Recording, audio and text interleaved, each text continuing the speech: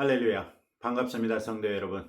오늘 또 하나님의 말씀을 사모하여 이 동영상을 통해 함께 묵상하고 기도하는 자리에 나오신 성도 여러분들을 주님의 이름으로 축복합니다. 오늘 우리가 함께 묵상하는 하나님의 말씀은 역대하 25장 14절부터 28절까지 말씀입니다. 어제 묵상 본문이 아마시아 왕의 긍정적인 모습을 보여줬다면 오늘의 성경은 아마시아 왕이 우상 숭배에 빠졌을 뿐만 아니라 선지자를 위협할 정도로 완악한 모습을 보여줍니다. 오늘의 성경은 그것도 첫 절에서 아마시아가 하나님 앞에 온전한 마음으로 행하지는 않았다고 했던 평가가 오히려 약하다고 느껴질 정도의 사건을 소개합니다. 14절 말씀은 우리에게 큰 당혹감을 주기에 전혀 부족하지 않습니다. 아마시아가 에돔 사람들을 죽이고 돌아올 때에 세일 자손의 신들을 가져와서 자기의 신으로 세우고 그것들 앞에 경배하며 분향한지라. 세일 자손이란 에돔 족속을 가리키는 말인데 30만 명으로도 부족하다 싶어서 북왕국 이스라엘의 용병 10만 명을 매수했다가 하나님의 선지자의 끈질긴 설득 끝에 돌려보내고 전쟁에 임해서 선지자가 말했던 것처럼 용병을 구하기 위해 지불했던 은 100달란트보다도 훨씬 더 많은 전리품을 거두었습니다. 그랬던 아마시아가 승전의 기쁨이 채 가시기도 전에 우상 숭배에, 그것도 자기가 패퇴시킨 패전국의 신들을 섬기는 말도 안 되는 만행을 저지른 것입니다. 당연하게도 하나님께서는 선지자를 보내셔서 아마시아에 대한 진노를 표현하시지요.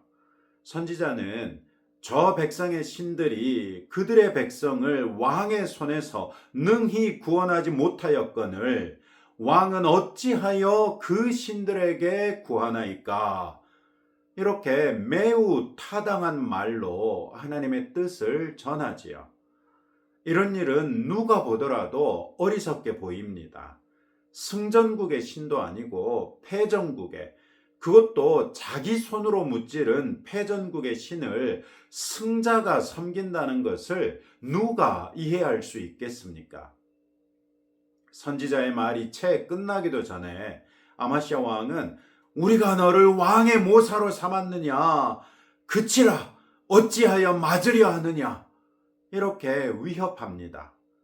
이때 아마시아 왕이 왕의 모사라는 단어를 사용한 것은 매우 아이러니한데 선지자는 결국 하나님께서 왕에게 보내신 모사이기 때문이지요. 왕이 하나님을 반역하면 하나님의 성품상 왕을 벌하실 수밖에 없고 왕을 벌하시면 그 고통이 백성에게도 고스란히 전이 될 것이기 때문에 그것을 막을 수 있는 모사가 있어야 하지요. 왕의 모사들이 그 역할을 못하기 때문에 하나님께서 선지자를 왕의 모사 삼아 보내셔서 권고하셨던 것이지요. 그런데 왕은 그런 선지자의 모사됨을 인정하지 않고 오히려 폭력으로 위협했던 것입니다. 이런 모습은 아마시아 왕이 전쟁의 승리로 인해서 얼마나 교만해졌는가. 아니 실상은 그의 교만이 얼마나 얇은 가면을 쓰고 있었는지를 여실히 보여주는 장면이라 할 수 있죠. 선지자는 왕의 이런 모습에 하나님의 준엄한 선고를 선포합니다. 왕이 이 일을 행하고 나의 경고를 듣지 아니하니 하나님이 왕을 멸하기로 작정하신 줄 아노라.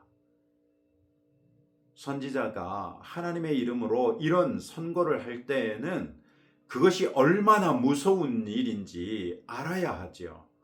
그러나 아마시아는 자신의 교만에 취해서 하나님의 심판 선언을 전혀 신경 쓰지 않았습니다.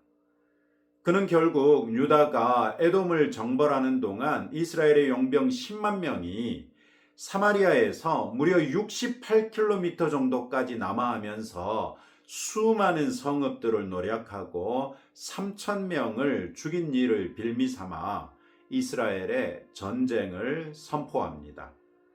당시 이스라엘 왕은 예후 집안의 요아스였는데, 요아스는 아마샤가 에돔에 대하여 승전한 것 때문에 그의 마음이 교만해졌다는 것을 직접적으로 지적하면서 유다를 가시나무에 비유하고 이스라엘을 백향목에 비유하면서 당시 군사력의 비교에 의하면 유다가 감히 이스라엘을 노려볼 만하지 못하다는 것을 말합니다.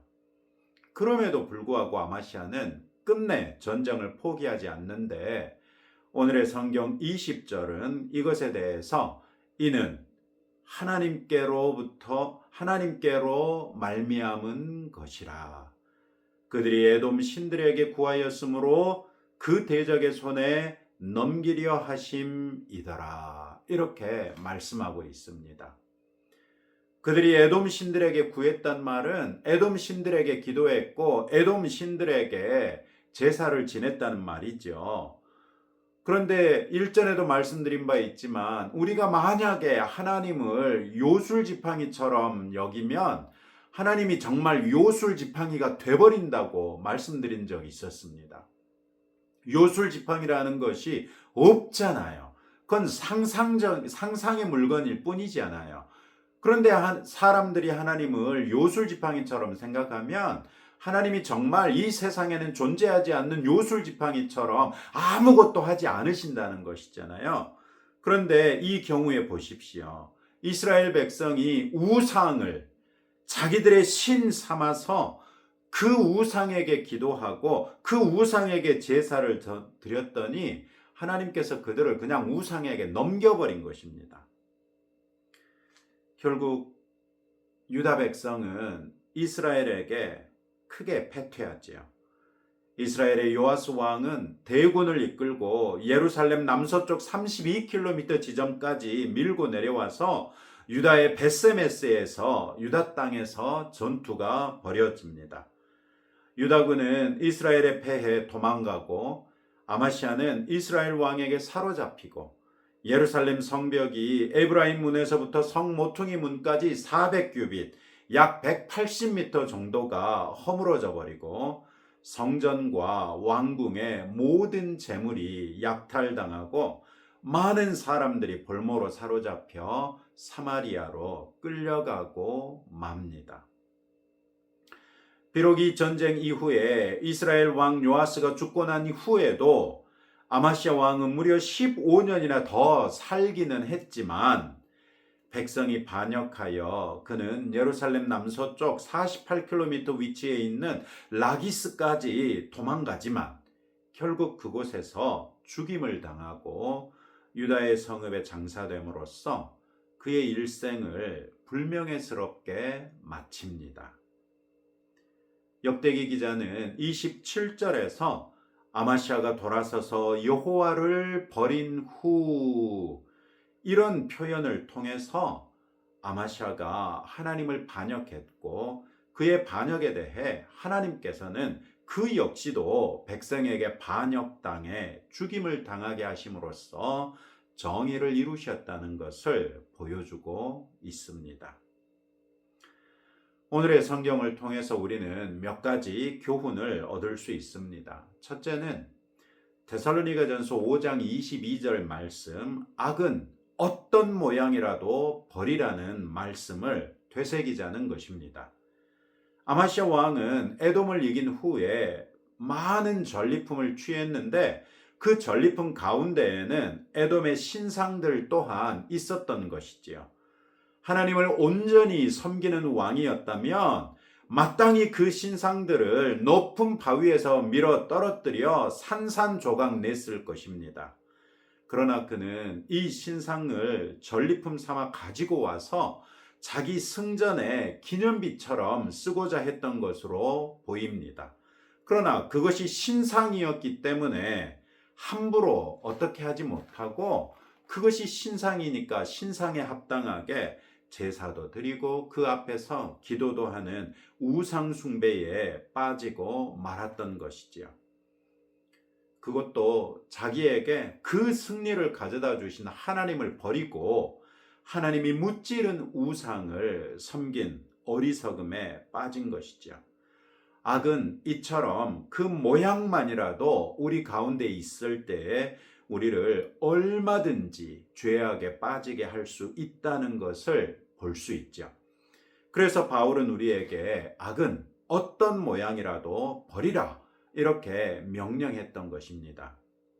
혹시 여러분들의 가정이나 회사나 혹은 자동차나 어디든지 여러분의 개인적인 공간이든 공동 공간이든 막론하고 그리스도인들에게 적합하지 않은 것들이 있다면 오늘 과감하게 그것들을 부수고 버리시는 성도들이 될 수 있기를 바랍니다. 건강을 위한다는 핑계로 담아둔 약술일 수도 있고 심심풀이 삼아 치는 화투나 트럼프 카드일 수도 있고 음란 잡지일 수도 있고 믿지 않는 가족이 찔러 넣어둔 부적일 수도 있고 예술품을 가장한 우상일 수도 있을 것입니다. 이런 것들이 우리 그리스도인들에게는 전혀 어울리지 않는다는 것을 알고 과감하게 버리십시오.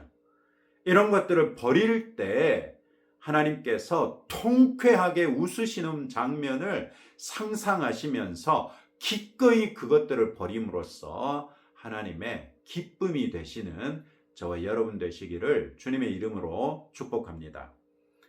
둘째로 주변의 지혜로운 사람들의 충고에 귀 기울이자는 것입니다. 하나님께서 왕이든 백성이든 심판하시기 전에 반드시 선지자들을 통해 돌이키도록 말씀하시는 것은 성경에 반복되는 패턴이죠. 선지자는 하나님께서 왕들에게 혹은 백성에게 보낸 모사들입니다. 아마시아의 경우 선지자뿐만 아니라 심지어는 이스라엘의 그 불의했던 왕 요아스조차도 하나님께서 아마시아를 일깨우기 위해서 사용하셨을 정도입니다. 우리에게도 물론 우리 안에 계신 성령께서 탁월한 모사가 되시지요. 그러나 우리 주변에 있는 사람들을 통해서도 하나님께서는 우리를 늘 부르시고 바르게 세우시는 하나님이시라는 것을 인정하십시다. 우리에게 하나님의 말씀에 입각하여 쓴소리를 해주는 분이 계실 때 그분의 중심에 사랑이 있다는 것이 보이면 그분이야말로 하나님께서 내게 모사 삼아 보내주시는 선지자로 여길만 하지 않겠습니까? 그리고 그 말씀에 귀 기울여 죄를 이기고 하나님께 돌이켜 주 안에 있는 형통의 길로, 순탄한 길로, 평안한 길로 돌아서는 성도들이 되십시다.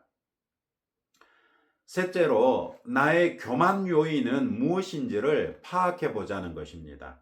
아마시아 왕은 하나님의 도움으로 승전했으나 그것을 자신의 승리로 착각하고 그 승리에 취해 경건이라는 고삐를 벗어 던져버렸습니다. 우리도 시시때때로 교만에 빠질 때가 있지 않습니까? 나를 교만하게 하는 요인들이 무엇인지 냉정하게 찾아보십시다. 그것이 나의 학력일 수도 있고 나의 경력일 수도 있고 과거의 나의 승리의 경험일 수도 있고 아니면 내가 완전히 나 스스로 취해 있는 혹은 나 스스로 세뇌시켜 놓고 있는 완전히 이상한 생각일 수도 있을 것입니다. 나를 교만하게 하는 요인들이 무엇인지 냉정하게 찾아보십시다. 그리고 내 인생에 그런 교만 요인들이 발생할 때 즉시 교만을 겸손으로 극복해 보십시다. 교만을 드러내는 내 언어 표현들을 겸손한 표현으로 바꾸고 교만하게 하는 상황을 하나님께서 허락하신 복으로 인식하면서 하나님께 감사와 영광을 돌려드림으로 하나님 앞에 겸손한 우리 성도들이 될 수 있기를 주님의 이름으로 축복합니다. 오늘도 이런 말씀을 붙들고 다음 세 가지로 함께 기도하겠습니다. 나를 언제든지 죄악에 빠뜨릴 수 있는 불경건한 것들을 내 삶에서 제거하도록 기도하시고, 하나님께서 내 주변에 두신 경건하고 지혜로운 모사들을 존중하며 그분들의 말씀에 귀 기울이는 성도가 되도록, 또 나를 교만하게 하는 요인들을 찾아서 경계하고 겸손으로 극복할 수 있도록 함께 기도하겠습니다. 하나님 아버지, 감사합니다. 오늘 아마시아 왕을 타산지석의 교훈을 타산지석 삼아 우리에게 교훈을 허락해 주심을 감사합니다. 아버지께서 우리에게 일깨워 주신 것처럼 우리가 언제든지 죄악에 빠질 수 있는, 우리 주변에 있는 불경건한 것들, 죄된 것들을 찾아 발견하게 하시고 그것들을 과감하게 우리의 삶 가운데서 제거하는 복된 하루 될 수 있도록 은혜를 더하여 주옵소서. 하나님께서 내 주변에 두신 경건하고 지혜로운 모사들을 존중하게 하시며 그분들의 말씀에 귀 기울여 그분들과 더불어 늘 주 앞에서 평안을 누리며 형통의 복을 누리는 주의 자녀 되게 하옵소서. 나를 교만하게 하는 요인들을 찾아서 그것들을 경계하게 하실 뿐만 아니라 그것들을 오히려 겸손으로써 극복하는 지혜로운 그리스도인 되게 하옵소서. 예수님 이름으로 기도합니다. 아멘. 네, 오늘 꼭 말씀드린 것처럼 여러분 주변에 혹시 그리스도인에게 합당하지 않은 것들이 있지는 않은지 찾아보시고, 발견되거든 또 이 시간에 생각나는 것들이 있다면 과감하게 버리십시오. 그것이 아무리 비싼 것이든, 그것이 아무리 의미 있는 것이든, 아무리 아까워도 과감하게 버리시는 복된 날 되시기를 주님의 이름으로 축복합니다.